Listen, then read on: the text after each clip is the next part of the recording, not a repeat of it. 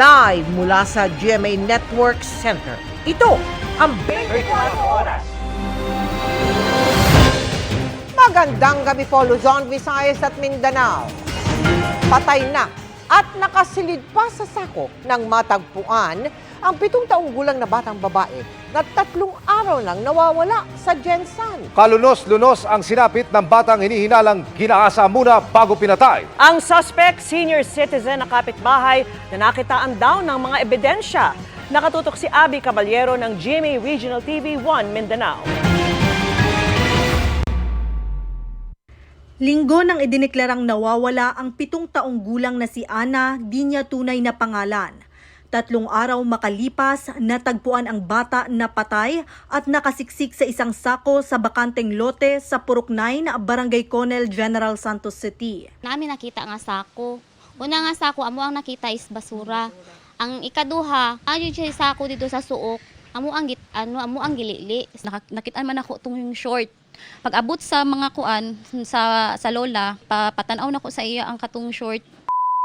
Pag ingon niya nga yahak. Ayon sa kapulisan, posibleng ginahasa ang biktima bago ito pinatay. Sinakal dito ng t-shirt. Now we believe isa sa mga cause of death niya is asphyxia. But the thing is, nung binuksan yung sako, inopen, walang damit, hubot-hubad yung biktima. So it is an indication na na-rape siya. Ang sospek sa krimen ang 74 anyos na kapitbahay ng biktima. Base sa testimonya ng mga saksi, nakita daw ang bata na pumasok sa compound ng sospek noong hapon bago ito nawala. Sa investigasyon ng pulisya, may na-recover na 2 kutsilyo at 2 t-shirt na may marka ng dugo sa likod ng bahay ng sospek. Tumugma yung mga circumstantial at itong testimonial ng ating eyewitness. I already requested for the DNA analysis, examination, and we are looking forward na magkaroon ng positive result that would also help us in filing a solid case against the POI na ngayon ay naging suspect na natin sa paghahasa, pagpatay. Sinubukan ng GMA Regional TV 1 Mindanao na kunin ang pahayag ng sospek, ngunit wala ito sa kanilang bahay ng pinuntahan namin. Para sa GMA Integrated News, Abby Caballero ng GMA Regional TV 1 Mindanao. Nakatutok, 24 oras. Dumako naman tayo sa NAIA kung saan hindi na lang surot at daga ang problema. Pinangangambahan din daw na bumalik ang dating modus doon na tanimbala. Kasunod ng nangyari sa mag-asawang pa-Thailand na nakitaan umano ng bala sa bag. Ang sagot ng mga otoridad sa pagtutok ni Joseph Moro. Munti ka na maunsami ang biyahe pa Thailand ng mag-asawang negosyante na sina Charity nitong Enero. Sa final security check, tinawag raw siya ng mga otoridad. Ang kanya raw kasing bag nakitaan ng nakaplastik na bala. Itinanggi ni Charity na sa kanya ang bala. Pinakitaan niya rin ng mga otoridad ng lisensya ng kanyang baril na mabuti ay dala niya noon. Magkaiba po yung bala. Tsaka sabi ko hindi pa ako gumagamit ng ganyang klaseng bala. Magaganda po yung bala ko. Sabi? Wala lang. Sabi niya, sige ma'am, wala namang problema, sabi niya. Pero may papirmahan lang daw sa akin to make it sure na cleared daw ako. Pinayagan naman sila mag-asawa na makasakay at wala ring kasong inihain sa kanila. Pero bago raw ang insidente, may napansin na siyang kakaiba sa airport na mag-withdraw siya ng pera. Ang dami nagtatanong, naka-civilian sila. May bumabangga sa akin. Nilapitan ko yung asawa ko. Pagkatapos ng insidente, ipinost ni Charity ang video sa social media para magsilbing babala sa publiko. Sa tanong tuloy, balik na naman nga ba ang mga insidente ng tanimbala sa mga airport? Ayon sa Office for Transportation Security, hindi raw. Tanimbala is a thing of the past. We can always present all available data and pictures plus video para mapasinungalingan namin yung sinasabi nila. Giit pa ng Office for Transportation Security o OTS, posibleng kina Charity talaga ang nakitang bala. Automated daw ang pagsala ng mga gamit ng mga pasahero na dumadaan sa automatic tray return system na hindi nahahawakan ng kanilang mga screening officers. Kapag ka yung bag merong containing suspicious item, yung computer, yung machine na mismo ang magse-separate ng bag niya And then that baggage will be subjected for baggage inspection. It's only the time na hahawakan niya ng baggage inspector natin. Lumalabas sa atin kasi nasa bag niya eh. Pero nanindigan si Charity na hindi kanya ang nakuhang bala. Hindi, kasi meron po kaming meron po kaming license. At the same time, sinong sirang ulong gun owner ang magdadala sa loob ng airport na naka-plastic pa yung bala? Anong gagawin ko doon?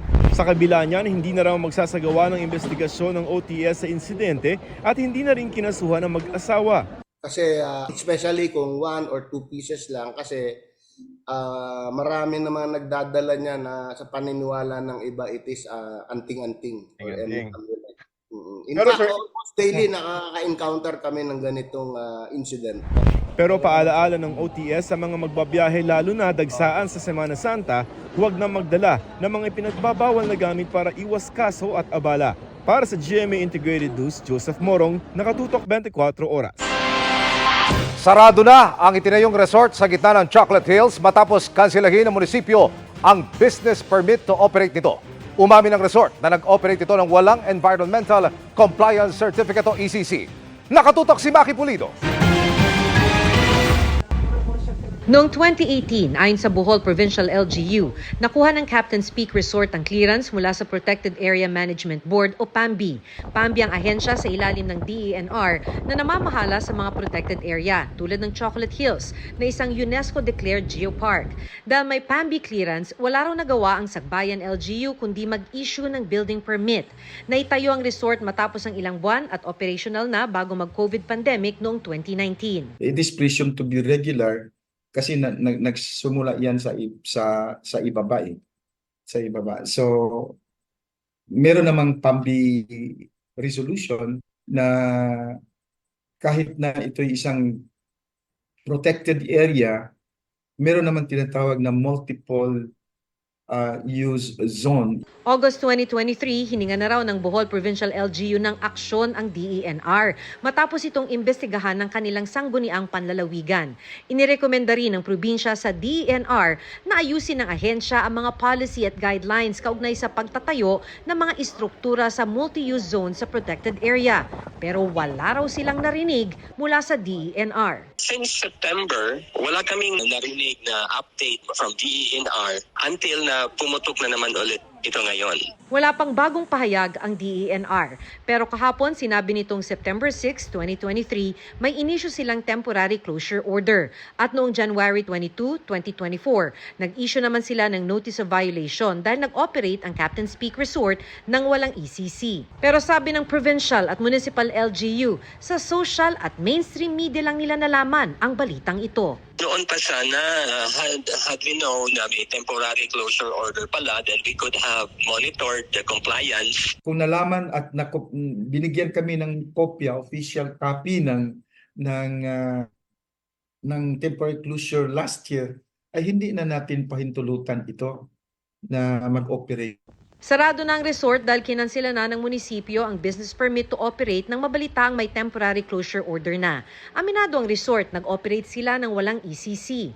Wala mo na problema na mo nga wala ni ECC. Bisod lagi ning ignorante kay taba. Record na ignorante kayo nga kanang magkuan og business mo na nay lesson to learn. So atay mahimo ato dyan ang paningkamutan nga i-comply. 3 bayan sa Bohol ang nakakasakop ng Chocolate Hills. Maliban sa Captain's Peak Resort na nasa bayan ng Sagbayan, may iba pa raw resort sa ibang bayan. Bawat munisipyo na mayroong Chocolate Hills ay napailalim iyan sa protected area o ng PAMB. Kaya nga nalulungkot tayo kasi bakit nasi-single out tayo? Marami naman dyan. Sinisisi man ng LGU ang PAMB dahil ito ang namamahala sa mga protected area. Iimbestigahan pa rin ng DILG ang mga opisyal ng lokal na pamahalaan. Sabi ni DILG Secretary Benher Abalos, kung may illegal na konstruksyon, hindi nagampanan ng tama ng mga LGU ang kanilang responsibilidad. Ang Kamara magsasagawa na rin daw ng investigasyon sa ipinatayong resort sa Chocolate Hills. Pag nasa aerial shots ka, ang pangit din. Para siyang kulugo, di ba? Tumubong kulugo sa mukha mo, okay? So ang pangit to kahit anong palusot. Para sa GMA Integrated News, Maki Pulido, nakatutok, 24 oras. Hindi muna tatanggap ng mga bagong pasyenteng magpapakonfine ang Philippine General Hospital kasunod ng sumiklab na sunog kahapon. At nakatutok si Oscar Oida.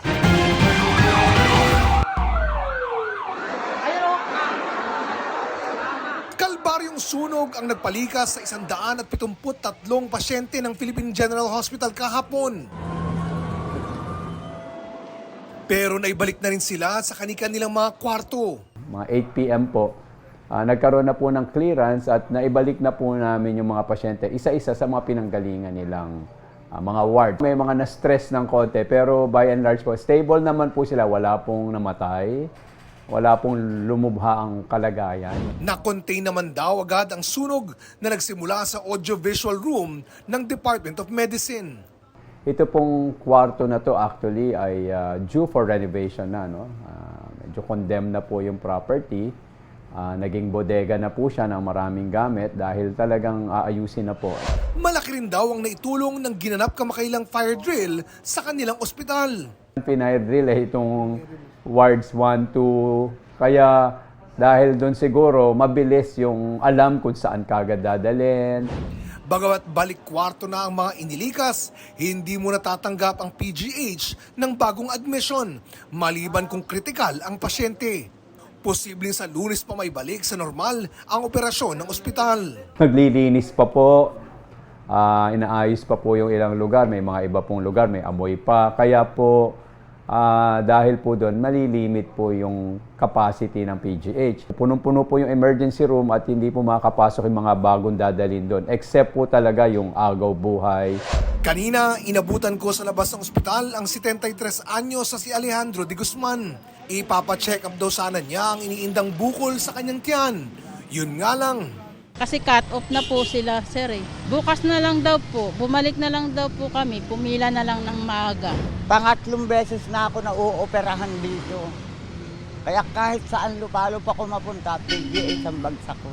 Ang Department of Health nakaantabay naman para sa anumang tulong na kailanganin ng PGH. At handang ilipat sa ibang ospital ang mga pasyente kung kailanganin. Patuloy ang pag-iimbestiga ng Bureau of Fire Protection sa lugar hanggang kanina. Para sa GMA Integrated News, Oscar Oida, nakatutok, 24 oras. Sasampahan na ng reklamo ang 8 dayuhang nasa likod umano ng pananakit sa mga tauhan ng isang Pogo Hub sa Tarlac. Tuloy ang pagsuyod sa umano'y scam hub bagamat pakirapan dahil sa dami ng gusali. Nakatutok si June Veneracion. Sa tinatayang 10 hektaryang lawak ng Pogo Hub na ito sa Bamban, Tarlac, kulang ang mahigit 24 oras para masuyod ang 36 na gusali nito para sa pangangalap ng ebidensya. Sa updated na bilang nga ng mga nasagip na Pinoy at dayuhan, lumalabas sa mahigit 600 Pilipino at dayuhan ang nasagip sa raid kahapon. Sa social media raw na-recruit ang mga Pinoy at pinangakuan ng sweldong 21,000 kada buwan para maging call center agent. Pero hindi naman sila call center agent. Ang trabaho nila, nangangarap sila ng mga foreigners na magiging prospective client pala ng establishmento sa mga lab scam, mga date scam. May mga na-recover ding armas kahapon. 8 suspect na foreign nationals naman ang hawak na ng mga otoridad at sasampahan ng reklamong human trafficking at serious illegal detention matapos iturong nasa likod ng pananakit at pagkulong sa 2 Pogo worker na naging mitya para isagawa ang raid. Ito yung mga enforcers na tinatawag. Ito yung mga nagsasabi sa kanila na kailangan abutin mo yung quota mo or else tatamaan ka sa amin. So it's either sinasaktan nila ito o kaya talagang dinedeprive nila ng tulog, kinukulong nila sa isang kwarto. Patuloy naman ang pagproseso sa mga nasagip na foreigner. Binubusisi ang kanilang mga immigration documents at inaalam kung malinis ba ang kanilang record sa bansang pinanggalingan. Suspensya ng Presidential Anti-Organized Crime Commission o PAOK. Lumalabas sa parang ginagawa na lang front ngayon sa mga krimen ang Pogo. Kukuha sila ng license, sasabihin nila offshore gaming ang gagawin nila. But actually, ang gagawin po nila is puro scamming operations. Para sa GMA Integrated News, June Veneracion, nakatutok, 24 oras. May mga ebidensya naman pero tila Nangangapa pa rin sa dilim ang mga pamilya ng ilan sa mga nawawalang sabungero. Pero tuloy raw ang laban para mapagulong ang hinihingi nilang hustisya. Yan ang aking eksklusibong pinutulan. Mahigit 2 taon na mula nang mawala sa sabungan sa Santa Cruz, Laguna, sina Melbert John Santos, Mark Paul Fernandin, Manny Magbanwa at Ferdinand Dizon.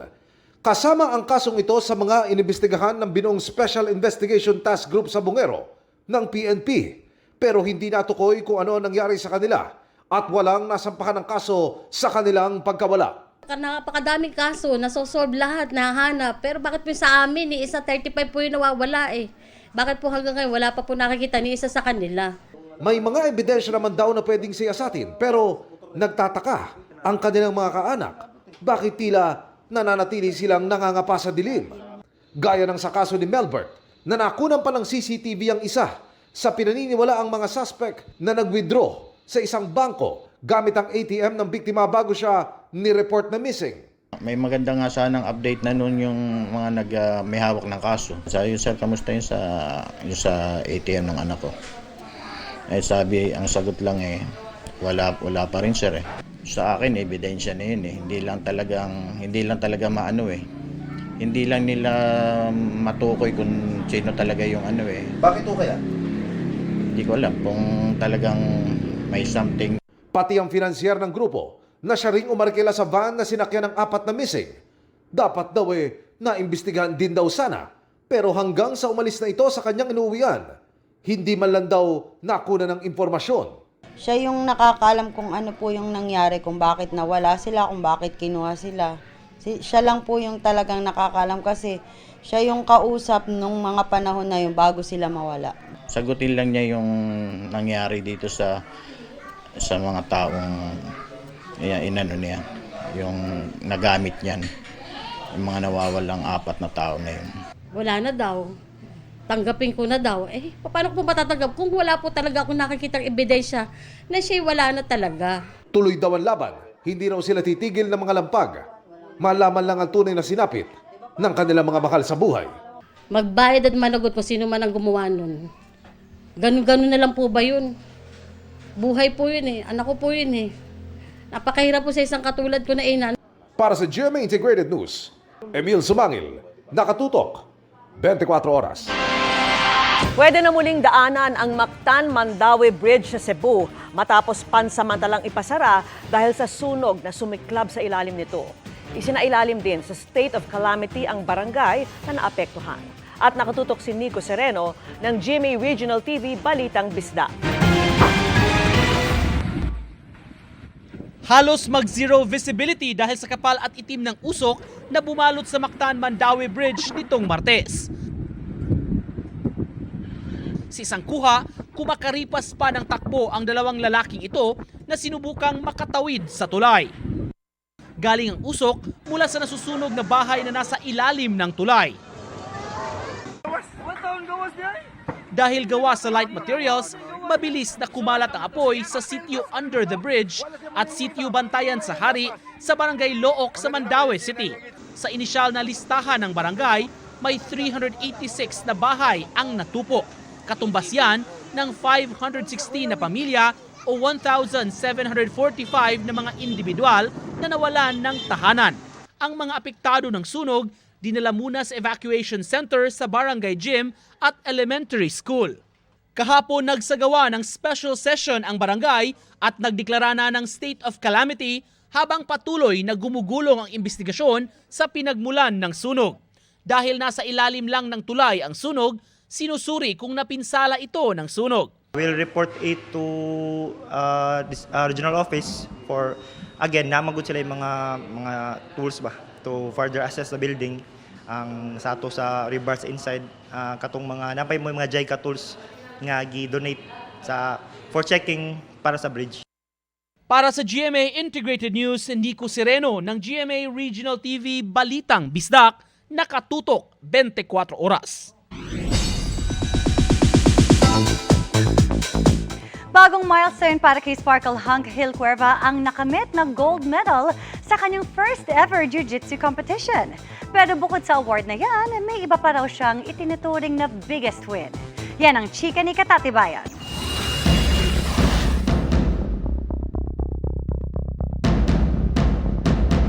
Intense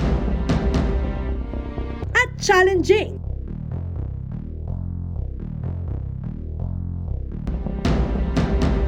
Ganyan kaastig ang sparring session ni Sparkle Hunk Gil Cuerva nang bisitahin ng GMA Integrated News. Ilang beses mang bumagsak o mahulog sa mat. Very fulfilling naman daw ito for Gil na merong bagong achievement na naabot sa kanyang buhay. That's it, yes! Wagi si Gil ng gold medal sa kanyang kauna-unahang jiu-jitsu competition. Ironically, feeling nga raw ni Gil na hindi pa raw siya ready sa kompetisyon given 9 months lang daw siyang nakapag-training. I showed up one day, trial class guy lang, and I ended up falling in love with it. I received so much support from my coaches and my teammates that I decided to, just give it my all para lang makita ko lang hanggang saan yung maabot ko. I started jiu-jitsu so bad. As in, parati ako natatalo, parati ako napapagod. Nobody starts jiu-jitsu good. And I learned to enjoy the process of learning. Bukod sa panibago may tuturing na life skills, mahilig na raw talaga si Gil sa mixed martial arts. Pero nainganyo palalo si Gil subukan ng jiu-jitsu sa tulong ng kanyang mga kaibigan. Ang kanyang next goal, mag-train palalo sa jiu-jitsu hanggang sa maging certified black belter. The biggest win for me was just registering and signing up for the competition. Dun pa lang I felt like I already won in something. What I discovered was, if I actually have belief in myself, I'm 28 years old. I'm no spring chicken, but don't be afraid to reinvent yourself. And if there's any piece of advice I could give to people, it's that a great support system can take a man so far. Katatibayan updated sa showbiz happenings. Nakauwi na sa Pilipinas ang 2 pang seaman ng barkong tinamaan ng missile ng Houthi rebels malapit po sa Yemen. Umaasa naman ang may bahay ng isang nawawalang tripulante na buhay pa ito. Nakatutok si Ian Cruz. Sakay ng isang air ambulance, balikbansa na rin kaninang umaga ang 2 tripulante ng MV True Confidence, ang cargo ship na tinira ng missile ng Houthi rebels sa Gulf of Aden sa gitnang silangan. Isa sa kanila ang lubharaw na sunog ang muka habang na-amputate naman ang paa ng isa pa. Sinalubong sila ng iba't ibang ahensya ng gobyerno at ng isang medical team na nagdala sa kanila sa ospital para ipagpatuloy ang kanilang paggaling. Okay na po sila, nasa stable condition at inaalagaan po natin at kapiling na po nila ang kanilang pamilya. Una na nakauwi ang 11 tripulante ng True Confidence itong Martes. 2 pang tripulanteng Pinoy ang naiwan pa umano sa barko at inineklara ng mga otoridad na patay na. Sa eksklusibong panayam ng GMA Integrated News sa misis ng isa sa mga seaman, hanggat hindi raw nakikita ang katawan, naniniwala siyang buhay pa ang mister at kasama nito na isang bosun. Sana kasi kusuhin na nila yung 2 pang naiwan doon sa barko kasi baka mamaya buhay pa sila. Kahapon daw ang kaarawan ng mister, bukas naman ang wedding anniversary nilang mag-asawa. 2 ang maliliit nilang anak. Wala pa rin maayos na update sa amin. Mag-update lang, nire-recover na daw pero wala pa rin po talaga. Yung talagang malinaw kung kailan makukuha, kailan nila Ang hirap po mag-antay. Ang ating pong huling impormasyon ay nakuha na yung barko mula po sa Gulf of Aden at patungo na ito sa isang lugar na safe na kung saan isasalvage po yung barko at kukunin po, priority po ng ating pamahalaan yung pagkuha sa remains ng 2 po nating kababayan. Sana rin daw ay sagutin siya ng mga nakauwing kasama ng mister at mga kaanak nito na kinontak na raw niya sa social media. Nagre-reach out po ako sa kanila. Sa mga pamilya nila, wala man lang po nagre-reply sa akin. Ang sakit po ako. Sila buhay po sila. Nandito na nakauwi. Wala man lang info about sa asawa ko. Pasado 10:00 ng umaga noong March 6 nang mag-message daw ang mister. Nag-chat siya sa akin na hindi na babalik na daw sila kasi hindi na kakayanin nga kasi po talagang may warning na sa kanila yung naval ng Yemen na kapag tumuloy pa rin po sila, responsibilidad na daw po nila kung mamisail yung barko nila.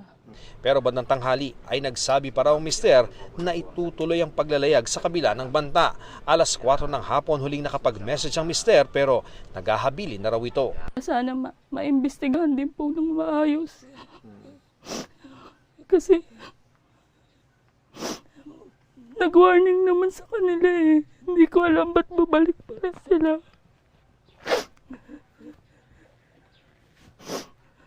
Para sa GMA Integrated News, Ian Cruz, nakatutok 24 oras. Ipinasilip na po ng kamera ang lugar kung saan ide-detain si Pastor Apollo Kibuloy kung matuloy ang pagpapaaresto sa kanya. May hanggang Biyernes naman siya para sumipot sa Senado bagamat umaapela ng due process si Senador Robin Padilla. At nakatutok sina Mav Gonzales at Tina Panganiban Perez. Dito sa detention center sa Southgate ng Kamara, idedetine si Pastor Apollo Kibuloy sakaling matuloy ang pagpapaaresto sa kanya ng Kamara. Ito po yung first stage natin. Once na meron na pong na-held in contempt, yung ating committee, dito po siya dadaan. Bale, i-screen po yung gamit niya and then iiwan po yung kailangan iwan. May water dispenser at magkahiwalay na banyo para sa mga lalaki, babae at PWD. May mga CCTV camera ring minomonitor ng Legislative Security Bureau. Sa lugar na ito ay may 2 kwarto. Itong may takip na window na ito, isa itong kwarto. May sarili yang pinto, kaya pribado naman yung loob. May aircon din kung mapapansin ninyo, kaya komportable raw kung sino man ang mananatili sa loob ng kwartong ito. 2 yung kwarto, yung isa okupado ng isa ng na-contempt ng Kamara at ito wala pa raw gumagamit at posibleng dito ilagay si Pastor Kibuloy kung maaresto siya ng Kamara. These rooms are air-conditioned, accessible to the relatives of the person in detention, and to the media whenever necessary. Pinakita rin ni Velasco ang sample ng detention order ng Kamara. Ang paraan niya kay Kibuloy ay inihahanda na matapos siyang ma-cite in contempt dahil sa pang-iisnab sa komite. It will be ready by tomorrow, so it can be served by next week. We're going to release it probably Monday or Tuesday. Sa Senado kung saan cited in contempt din si Pastor Kibuloy pero binigyan ng hanggang Biyernes para magpaliwanag kaya hindi pa inaresto, may pakiusap si Senador Robin Padilla. Sana raw dumaan sa due process ang pagdinig ng Senado sa mga umano'y pang-aabuso ng pastor. Sabi kasi ni Senate Committee on Women and Children Chair Senador Risa Hontiveros, wala siyang maisip na katanggap-tanggap na dahilan para hindi sumipot si Kibuloy matapos haina ng show cause order. Pag sinabing medical, hindi tatanggapin. Kapag ka sinabing security, parang sinabi mo na hindi ito katanggap-tanggap, parang nawawala yung due process. So sana marinig muna natin. Hiling ni Padilla, payagan ng humarap virtually si Kibuloy na idinadahilan ang kanyang seguridad sa hindi pagsipot. Sa huli, ipinapaubayan na raw ni Padilla kay Hontiveros ang magiging desisyon kay Kibuloy. Para sa GMA Integrated News, Mav Gonzales, Tina Panganiban Perez. Nakatuto kami 24 oras.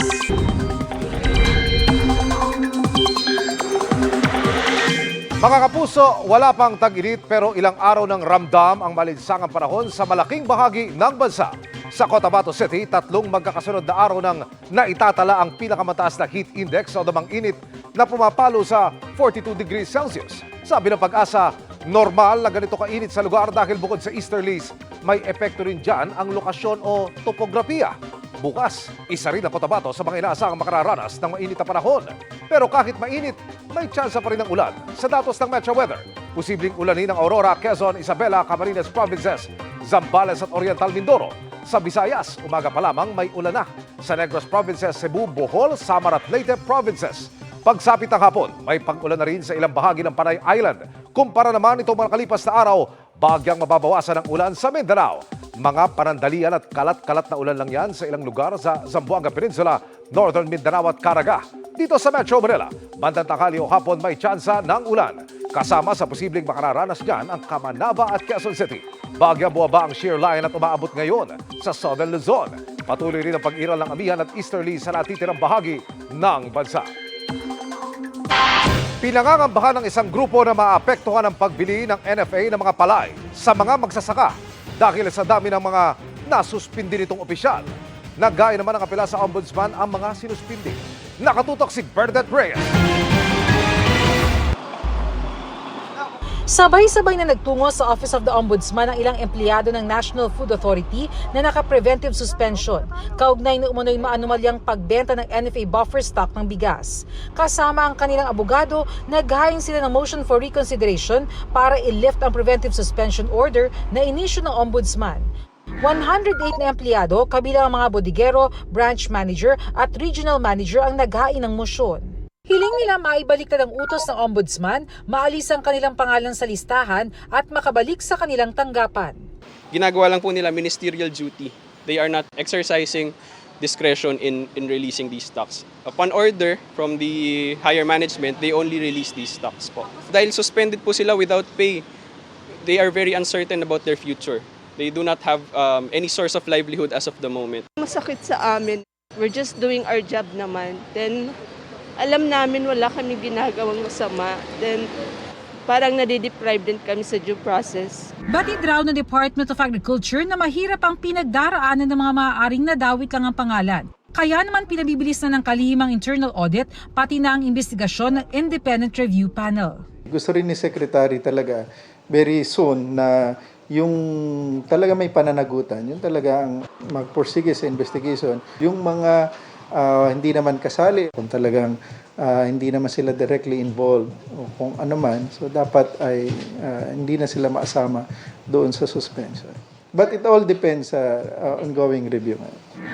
Dahil maraming mga opisyal at empleyado ng NFA ang naka-preventive suspension ngayon, nag-aalala ang Philippine Chamber of Food and Agriculture Incorporated kung patuloy bang makakapamili ng palay ang NFA gayong may mga warehouse na sarado ngayon. Ang worry namin,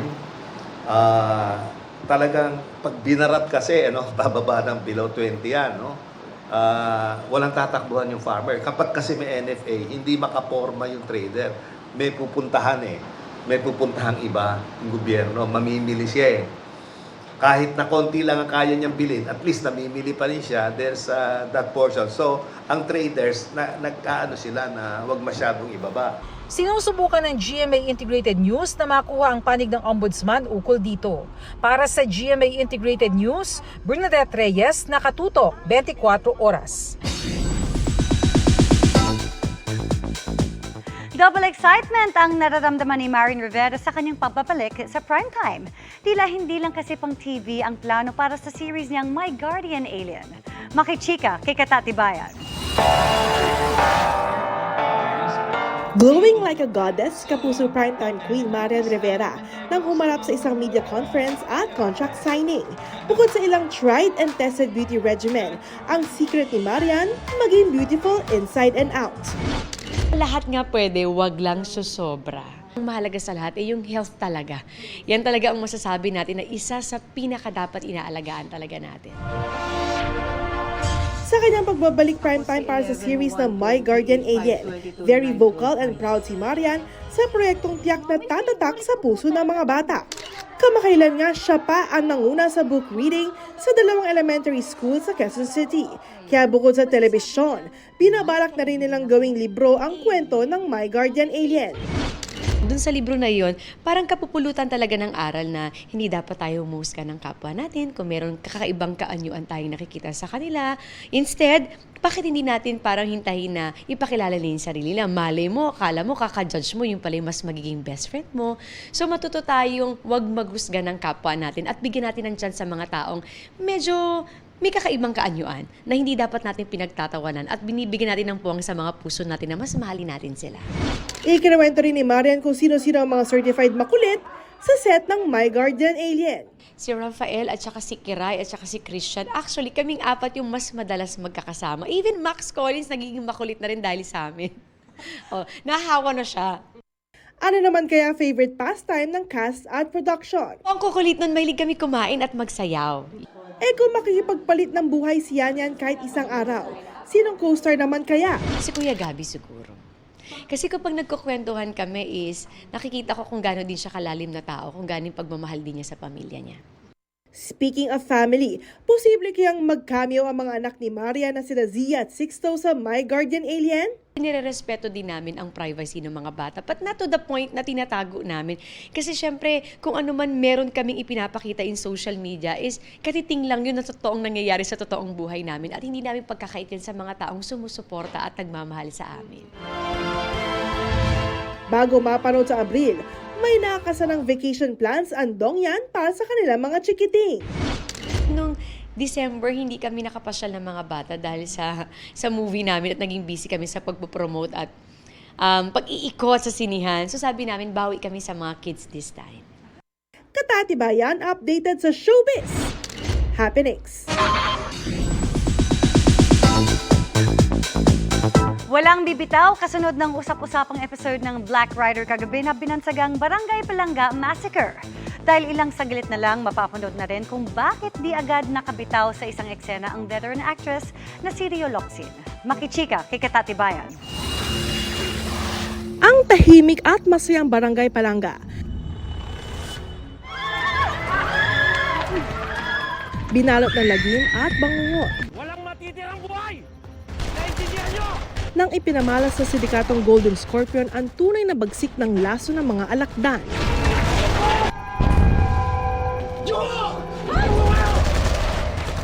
Ang planong pagpapatahimik kay Black Rider Elias Guerrero pumitil sa buhay ng maraming inosente. Mapabata man. Huwag niyo po kami papatay. O matanda. Lahat ng kaibigan ni Elias, pinatay. Ang maaksyon at nakapangingilabot na eksena sa GMA Prime series na Black Rider, inula ng papuri ng netizens dahil sa hindi lang kamangha-manghang arte ng cast, kundi pati na execution ng tinaguriang Palanga Massacre. Behind the scenes, kita na pinaghihirapan at mabusising pinag-aaralan ang bawat eksena para walang masaktan na cast o crew. Si Black Rider Ruru, proud sa husay at galing ng co-actors upang mapaganda lalo ang mga eksena. Grabe nangyari dun sa Palanga Massacre. Ang dami pong mga tao ang nagulat. Even pamilya ko, mini-message ako na bakit ganun yung nangyayari? Sino-sino ba yung mamamatay? Sino-sino yung mga mawawala? Kinakabahan sila actually. Parang natatakot sila kung sino po yung, baka mamaya kasi yung favorite character nila yung mawawala. But lagi kong ina-assure sa kanila, lahat ng mga mangyayari sa Black Rider, isipin nyo na patindi ng patindi at Ito pa lang ang isa sa mga malalaking eksenang gabi-gabing maabangan sa Black Rider. At isa sa mga dapat tutukan, ang susunod na hakbang ni Elias laban sa Golden Scorpion. Nakita naman po natin na talagang unpredictable yung mga nangyayari po sa story ng Black Rider. At the same time, bukod dun sa entertainment na pinapakita natin dito, ang dami ring mapupulot na aral. So, sabi ko nga, mapalad po ko na naging parte po ko nitong programa na to. Ngayong gabi, matutunghayan din ng mga kapuso kung bakit hindi napigilang humagulgol ng veteran actress at kumaganap na ina ni Elias sa si Rio Locsin sa eksena kahit off-cam na. Paalam, Black Rider. Katatibayan, updated sa showbiz. Happenings. Grabe ang bigat. And that's my chika this Thursday night. Ako po si Iya Arellano, Miss Mel, Miss Vicky, Emil. Thank you, Iya. Salamat sa iyo, Iya. At yan ang mga balita ngayong Webes. Ako po si Mel Tiangco. Ako naman po si Vicky Morales para sa mas malaking misyon. Para sa mas malawak na paglilingkod sa bayan, ako po si Emil Sumangil. Mula sa GMA Integrated News, ang News Authority ng Pilipino. Nakatuto kami 24 oras.